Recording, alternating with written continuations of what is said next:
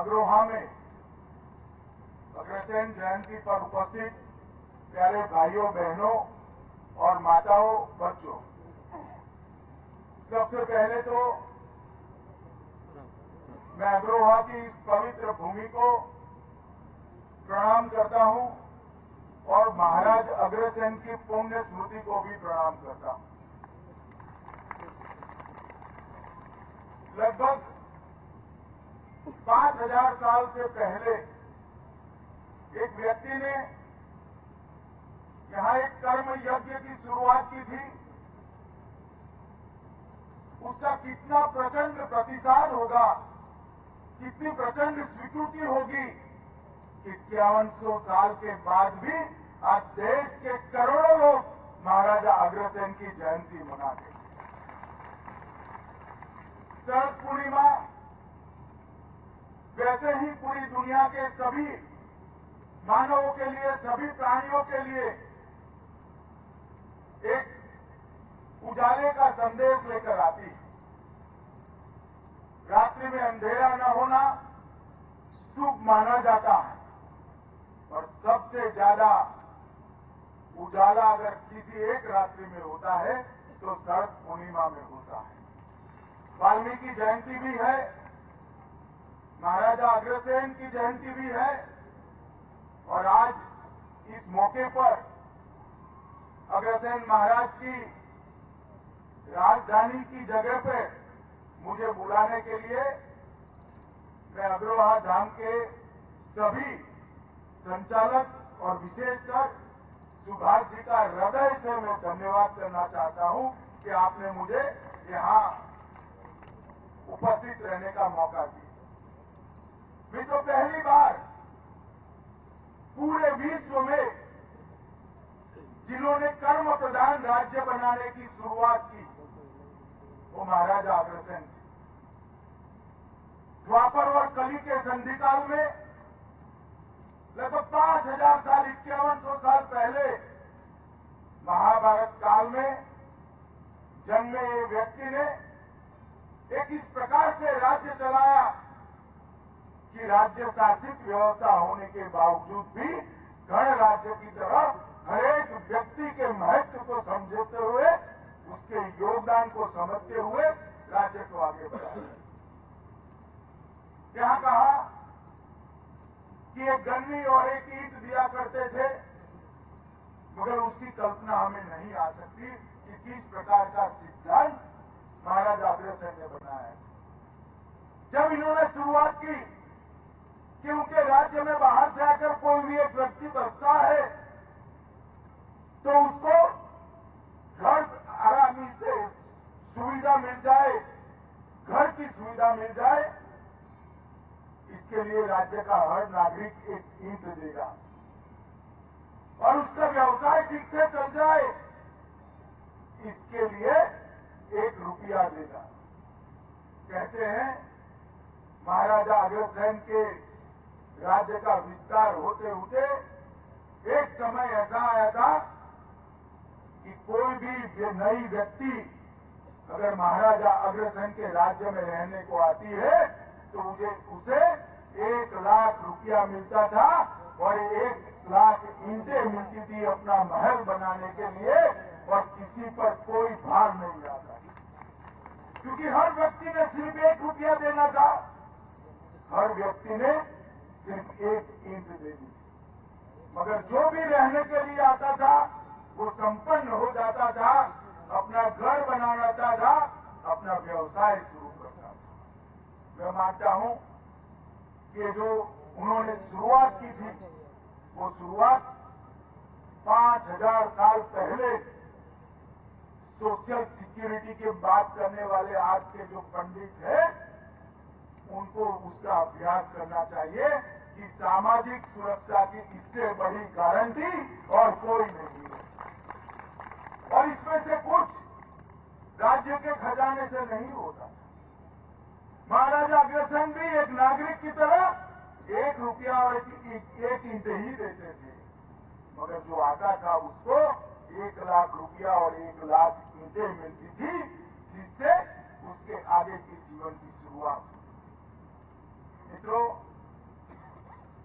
व्यापार के माध्यम से संस्कृति, राज्य की रक्षा, गौरव, राज्य का गौरव और गौरव के आधार पर राज्य की जनता के अंदर राष्ट्र के प्रति समर्पित होने का भाव और गरीब कल्याण, ये 4 मूल सिद्धांतों के आधार पर महाराजा अग्रसेन ने आगे काम बढ़ाया।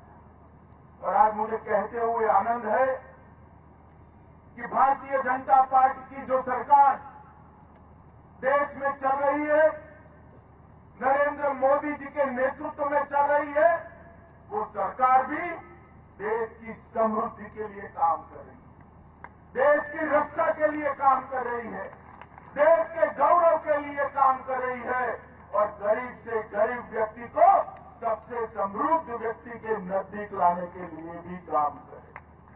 महाराजा अग्रसेन के 4 सिद्धांतों को लेकर नरेंद्र मोदी की भारतीय जनता पार्टी की सरकार चल रही है। नरेंद्र भाई की सरकार, ये भाजपा सरकार, आप सबने बनाई हुई सरकार मानती है कि अगर देश में खुशहाली लानी है तो अर्थतंत्र को गतिशील बनाना पड़ेगा। बहुत सारे रोड़े थे अर्थतंत्र के रास्ते में, एक के बाद एक कर हर रोड़े को हटाने का काम ये नरेंद्र मोदी सरकार ने किया है। और आज 2.5 साल के बाद विश्व में सबसे तेज बढ़ती हुई अर्थव्यवस्था अगर कोई बना है तो भारत का अर्थतंत्र बनकर देश में नंबर 1 पर विराजमान हुआ। कई सालों से बातें होती थी, जीएसटी लाइए, जीएसटी लाइए, जीएसटी लाइए, जितने कानून करके बारे में कम होंगे इतना व्यापार बढ़ेगा।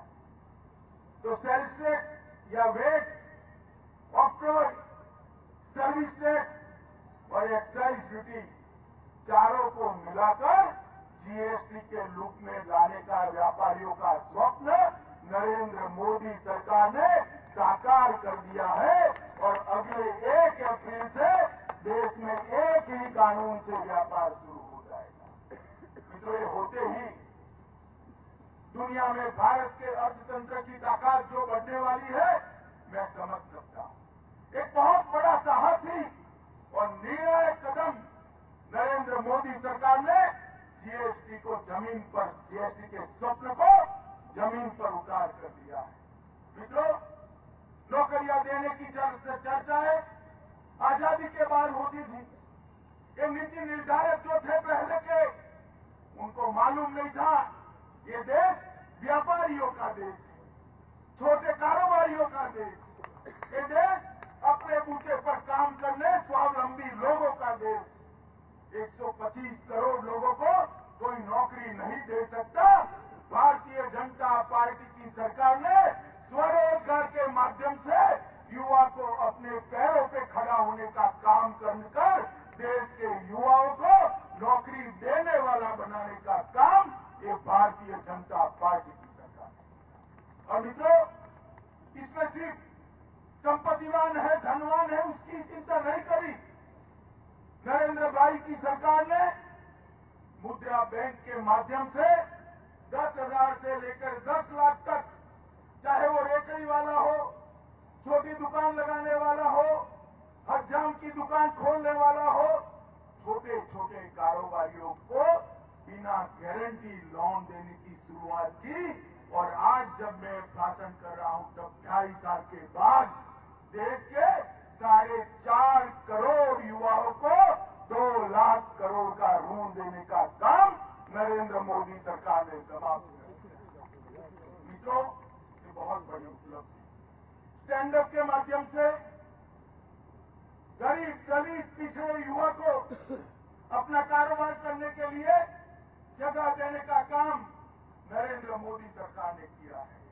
और स्टार्टअप के माध्यम से पढ़े लिखे टेक्नोक्रेट युवा को साहस कर दुनिया भर की संपत्ति यहां लाने के लिए दुनिया के युवा के समकक्ष खड़ा करने का काम नरेंद्र मोदी सरकार ने किया। और मेक इन इंडिया का स्वप्न नरेंद्र भाई ने देखकर दुनिया में सबसे ज्यादा हमारा हो, ऐसा एक महत्वाकांक्षी लक्ष्य रखा था। आज आपने ब्रिक्स समिट देखी हो, चाहे कोई हथियार बेचने आए, चाहे तेल बेचने आए, चाहे जहाज बेचने आए, चाहे टेक्नोलॉजी बेचने आए, सबको उत्पादन भारत की भूमि पर करना पड़ रहा है। सभी लोग यहाँ कारखाने लगाने के लिए आज नरेंद्र मोदी सरकार के राज में मजबूर हो गए। हम देख रहे हैं लाखों करोड़ का जो इन्वेस्टमेंट आ रहा है, आने वाले 5 साल में 10 साल में इस देश को दुनिया का सबसे श्रेष्ठ अर्थतंत्र बनाकर छोड़े। मित्रों, बहुत सारे छोटे कुछ बहुत बड़े सुधार व्यापार को बढ़ाने के लिए 250 से ज्यादा इनिशिएटिव नरेंद्र मोदी सरकार ने लिए और इसी के कारण ग्लोबल कॉम्पिटिटिव इंडेक्स में भारत की जगह 16 क्रम बढ़कर आगे बढ़ी है। ई मंडी की शुरुआत भी नरेंद्र मोदी सरकार ने की। 18,000 गांवों में बिजली पहुंचाने की शुरुआत नरेंद्र मोदी सरकार ने की। 5 करोड़ से ज्यादा गरीब घरों में गैस की एलपीजी की कनेक्शन पहुंचाने की शुरुआत भारतीय जनता पार्टी की सरकार ने की। और सबसे बड़ी बात की है कि नरेंद्र मोदी की भारतीय जनता पार्टी की सरकार ने देश की सीमाओं को सुरक्षित करने का काम किया है। तो सुरक्षित करने का काम। आज नरेंद्र मोदी जी की सरकार में भारतीय जनता पार्टी के नेतृत्व में एनडीए की जो सरकार चल रही है, किसी का साहस नहीं है भाई हेमराज की तरह अपने शहीदों का अपमान कर पाए। कोई आंख ऊंची कर हमारी देश की सीमाओं को देख नहीं सकता। हमारी बहादुर सेना आज सरकार के राजनीतिक इच्छा शक्ति के कारण देश के सामने जितनी भी चुनौतियां हैं, वो सारी चुनौतियों का सामना करने के लिए सक्षम खड़ी है। मित्रों, हरियाणा सरकार भी बेटी बचाओ बेटी पढ़ाओ के इनिशिएटिव के माध्यम से आज जेंडर रेशियो को बदलने में सफल रही है। और स्वर्ण जयंती वर्ष में हमारे मुख्यमंत्री जी ने, मनोहर लाल जी ने एक लक्ष्य रखा है कि हरियाणा में एक भी घर ऐसा नहीं रहेगा जहां केरोसिन की जरूरत होगी। हर घर में एलपीजी कनेक्शन पहुंचाने का काम हरियाणा सरकार करने वाली है। तो एक बहुत बड़ी उपलब्धि। अग्रसेन जयंती के दिन आज महाराजा अग्रसेन ने पर्यावरण के लिए बहुत सारे काम किए। पशु बलि बंद कराने की क्रांतिकारी शुरुआत उस जमाने में अगर की तो महाराजा अग्रसेन ने की और ट्रस्टीशिप से शासन चलाने की बात भी महाराजा अग्रसेन ने। अब नरेंद्र भाई के नेतृत्व में भारतीय जनता पार्टी की सरकार जो चल रही है और 13 राज्यों में जो भारतीय जनता पार्टी की सरकार चल रही है, वो भी ट्रस्टीशिप के सिद्धांत के आधार पर चल रही है। और आज हमारे महान देश बहुत आगे निकलने के लिए और दुनिया में अपना स्थान अग्रिम पंक्ति में सुनिश्चित करने के लिए कटिबद्ध है और द्रुत गति से आगे बढ़ रहा है। मित्रों, आज यहाँ पर शरद पूर्णिमा के दिन अग्रोहा धाम में देश भर से वैश्य समाज के जो लाखों लोग आए हैं, वो सभी लोग महाराजा अग्रसेन की जन्म जयंती के दिन उनके जीवन में से उनके जीवन के संदेश को प्राप्त कर आने वाले दिनों में देश को और समृद्ध और सुरक्षित और शिक्षित और संस्कृत बनाने की दिशा में हम जीवन पर्यंत काम करते रहें। यही बात कर मेरी बात को मैं समाप्त करने के पहले फिर से एक बार अग्रसेन समिति का और भाई सुभाष जी का हृदय पूर्वक मैं धन्यवाद कहना चाहता हूं और सुभाष जी को अपील भी करना चाहता हूं कि नरेंद्र भाई ने सभी सांसदों को अपील किया है कि अपने क्षेत्र में 5 गांवों को ले और उनको आदर्श गांव बनाए। सुभाष जी भी अब सांसद हो चुके हैं, चाहे भारतीय जनता पार्टी के न हो मगर देश की संसद के सांसद हैं। तो मैं उनको अपील कर रहा हूं कि आप भी 5 गांवों को लीजिए। प्रभु ने बहुत कुछ आपको दिया है, आप उन गांवों को देकर उन गांवों को आगे बढ़ाने का काम करिए। यही निवेदन के साथ मेरी बात को समाप्त करता हूं। बहुत बहुत धन्यवाद। भारत माता की। President Putin and I noted the similarity of our views on the situation in Afghanistan and turmoil in West Asia. We also agreed to work closely